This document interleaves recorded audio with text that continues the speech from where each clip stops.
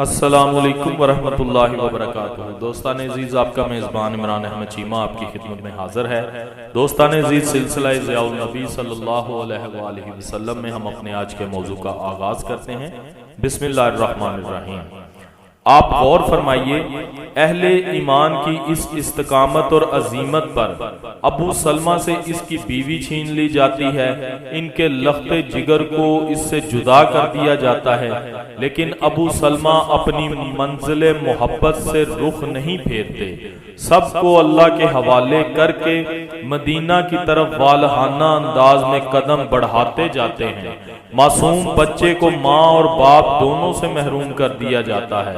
حضرت ام سلمہ کو بیک وقت 2 صدمے برداشت کرنا پڑ رہے ہیں، اپنے شوہر کا فراق اور اپنے نور نظر کی جدائی، لیکن کیا مجال کے پائے استقامت میں ذرا سی جنبش بھی آئی ہو۔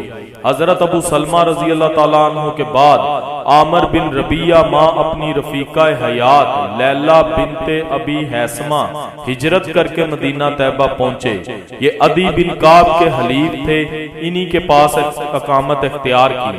پھر عبداللہ بن جہش اپنے وطن اور اہل وطن کو، اپنی منقولہ اور غیر منقولہ جائیداد کو اللہ تعالیٰ اور اس کے رسول مکرم صلی اللہ علیہ وآلہ وسلم کی محبت میں چھوڑ کر اپنی دولت ایمانی کو اپنے سینے میں سمیٹے مدینہ طیبہ پہنچے۔ انہوں نے تنہا ہجرت نہیں کی، بلکہ اپنے ساتھ اپنا سارا خاندان لے کر روانہ ہوئے۔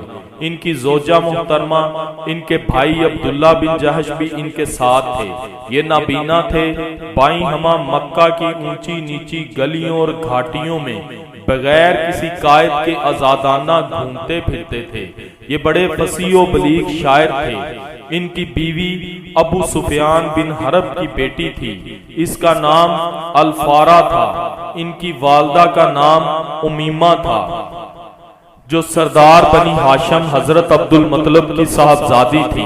اتنے بڑے نانا کا دوہتا ابو سفیان جیسے رئیس مکہ کا داماد اور قادر الکلام شاعر جب مے خانہ توحید کے ساقی کے دستے مبارک سے مہ توحید کا جام پیتا ہے تو اپنے خالق کے سوا سب کو بھول جاتا ہے، اپنے سارے تعلقات کو توڑ دیتا ہے اور اپنی معذوریوں کے باوجود ذوق و شوق کی پرخار وادیوں کو رونتا ہوا منزل جانا کی طرف مستانہ وار بڑھتا چلا جاتا ہے۔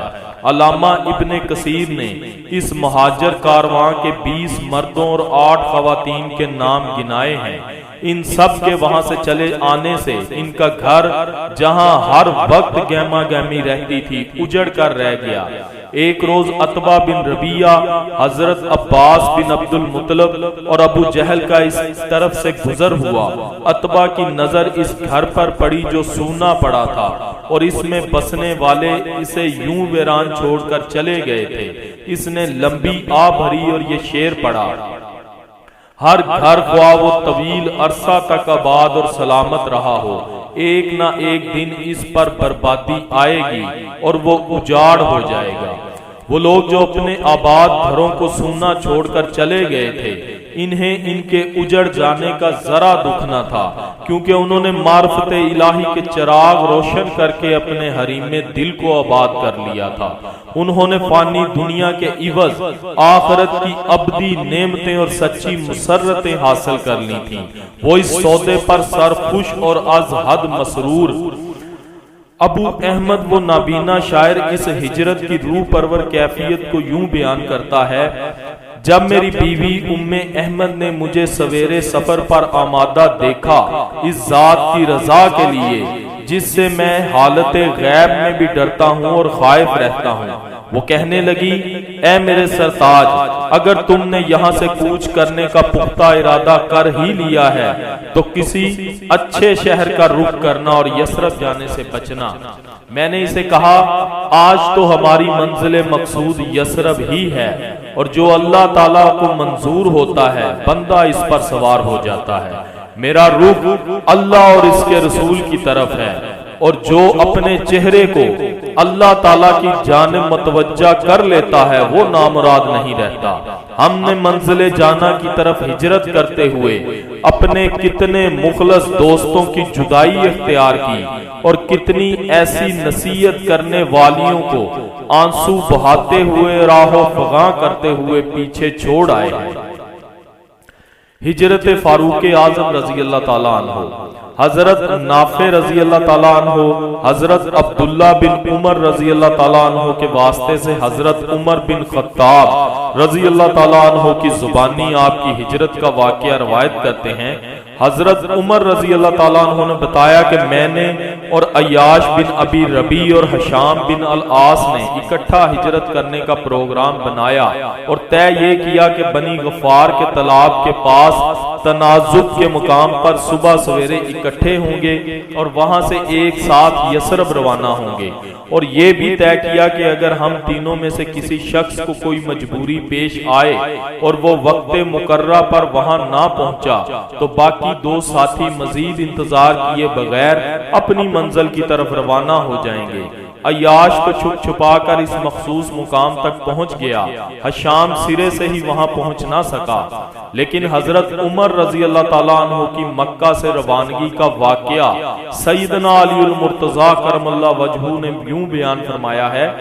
سیدنا علی المرتضیٰ کرم اللہ وجہہ فرماتے ہیں جہاں تک مجھے علم ہے حضرت عمر رضی اللہ تعالیٰ عنہ کے علاوہ جملہ مہاجرین نے خفیہ طور پر ہجرت کی، لیکن حضرت عمر رضی اللہ تعالیٰ عنہ نے جس روز ہجرت کا عزم کیا انہوں نے اپنی تلوار گلے میں حمائل کی، اپنی کمان کندھے پر رکھی، تیر اپنی مٹھی میں لے لیے، چھوٹا نیزہ اپنی کمر کے ساتھ آویزہ کیا، بائیں کروفر طواف کعبہ کے لیے حرم شریف میں پہنچے۔ سارے قریش یہ منظر دیکھ رہے تھے، کسی کو دم مارنے کی مجال نہ ہوئی۔ آپ نے کعبہ شریف کے 7 چکر لگائے اور طواف مکمل کیا۔ مقام ابراہیم کے پاس 2 نفل پڑے۔ قریش کے رئیسوں نے حسب دستور جگہ جگہ اپنی مجالس جمائی ہوئی تھی، ان کی ہر مجلس میں گئے اور بلند آواز سے اعلان کیا تمہارے چہروں پر پھٹکار ہو، اللہ تعالیٰ ان ناکوں کو خاک آلود کرے۔ جو شخص یہ چاہتا ہے کہ اس کی ماں اس کو روئے، اس کی اولاد یتیم ہو، اس کی بیوی بیوہ بنے تو وہ اس وادی کے دوسری طرف آئے اور مجھ سے مقابلہ کرے۔ حضرت علی رضی اللہ تعالیٰ عنہ فرماتے ہیں حضرت عمر رضی اللہ تعالیٰ عنہ نے یہ اعلان کیا، کسی کو جرأت نہ ہوئی کہ وہ آپ کے چیلنج کو قبول کرتا، چنانچہ آپ یثرب کی طرف روانہ ہو گئے۔ سبحان اللہ۔ دوستان عزیز، یہ تھا آج کا موضوع۔ امید کرتا ہوں آپ کے لیے کافی انفارمیٹیو اور فائدہ مند ثابت ہوا ہوگا۔ ویڈیو کو اپنے دوستوں کے ساتھ زیادہ سے زیادہ شیئر کیا کریں، ویڈیو کو لائک ضرور کیا کریں اور کمنٹ میں اپنی رائے ضرور دیا کریں۔ جو دوست چینل پہ نئے ہیں ان سے گزارش ہے کہ وہ چینل کو سبسکرائب کریں تاکہ ہماری ہر ویڈیو آپ کو سب سے پہلے موصول ہوتی رہے۔ اسی کے ساتھ اپنے میزبان عمران احمد چیمہ کو اجازت دیجیے گا۔ اپنا بہت سارا خیال رکھیے گا، دعاؤں میں یاد رکھیے گا۔ اللہ حافظ و ناصر۔